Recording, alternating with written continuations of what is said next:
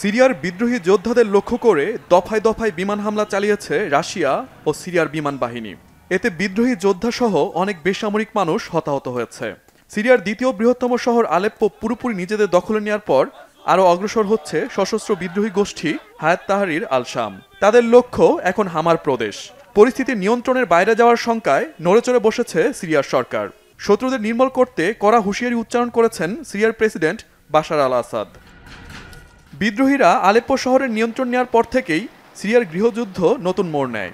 Aleppo বিমানবন্দর সহ গুরুত্বপূর্ণ স্থানগুলো দখল করেছে বিদ্রোহীরা। এক দশকের বেশি সময় ধরে চলা দেশটির গৃহযুদ্ধ 2020 সালে মোটামুটি নিয়ন্ত্রণে নিয়ে এসেছিল আসাদ সরকার। পরিস্থিতি বিবেচনায় বিদ্রোহীদের ঠেকাতে সিরিয়ায় অতিরিক্ত সামরিক সহায়তা দেওয়ার ঘোষণা দিয়েছে মস্কো। এরই মধ্যে দামেস্কে প্রেসিডেন্ট বাশার আল আসাদের সঙ্গে বৈঠক করেছেন ইরানের পররাষ্ট্রমন্ত্রী আব্বাস আরাকচি। সিরিয়ার সেনাবাহিনী শত্রুদের পরাজিত করবে বলে আশা তার। একই সঙ্গে বিদ্রোহীদের মোকাবেলায় তেহরান দামেস্কের পাশে থাকবে বলে জানান Abbas. Shahid Arafat, Bangla Vision, news desk.